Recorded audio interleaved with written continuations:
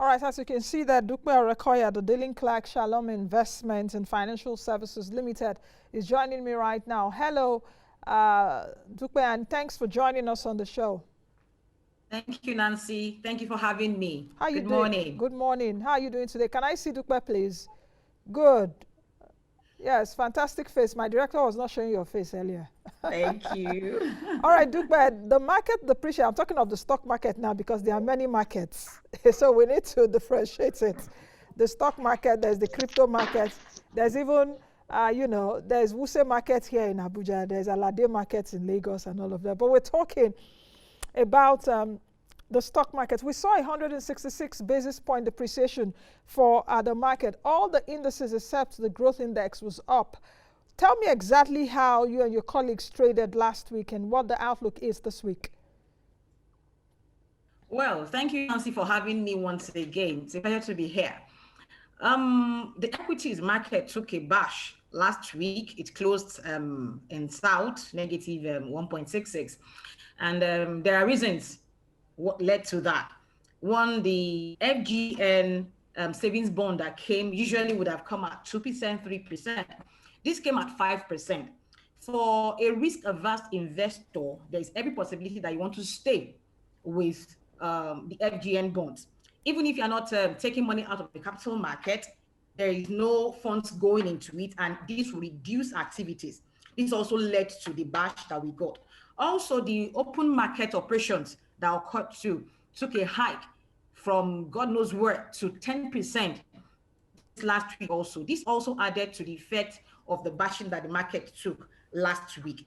But the fact remains that the capital market is largely driven by our fundamentals and our trends. So irrespective of what is happening in the market, there's a trend already that the equities will follow.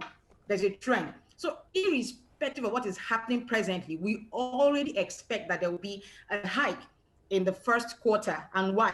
Because there will be results that will be released, and the hope of dividends coming in will also, affect positively investors. So this particular one that occurred last week is just like a bit of a shake.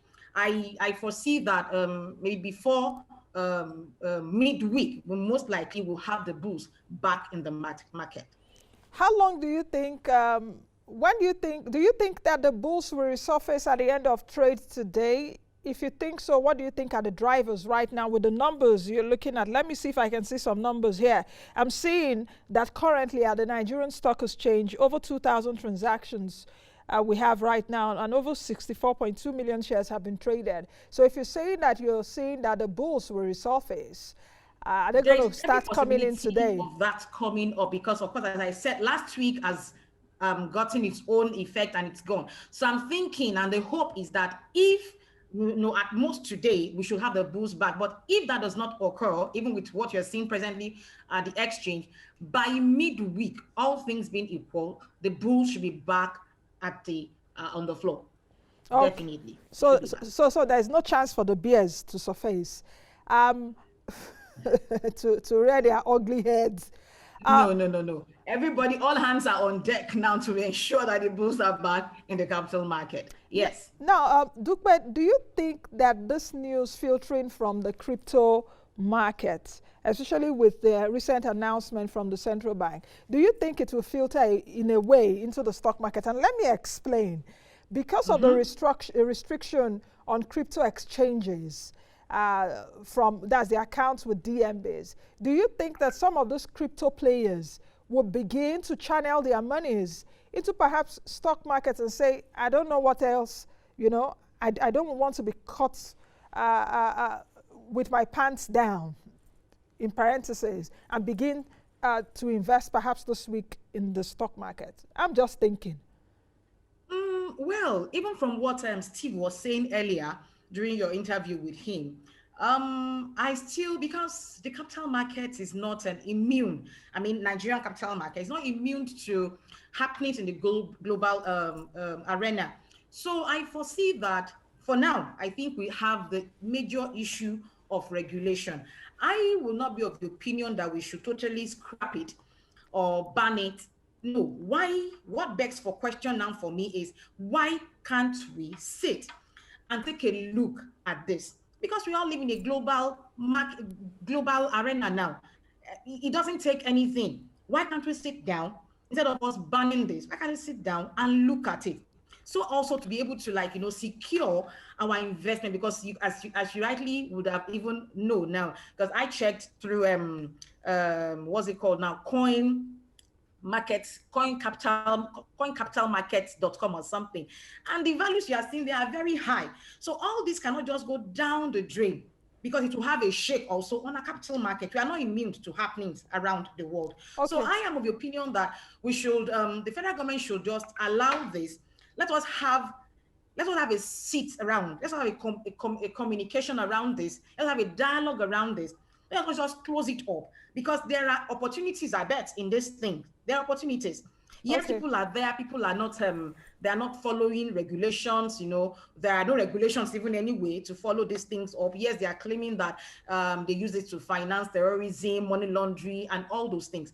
I'm saying that we shouldn't close totally the opportunities in this cryptocurrency world. Let us even see how it's going to pan out. Let's even give it room. Let there be regulations about this, and it will help every investor that have found themselves in this particular arena. Okay, Dupe, let's come to this point.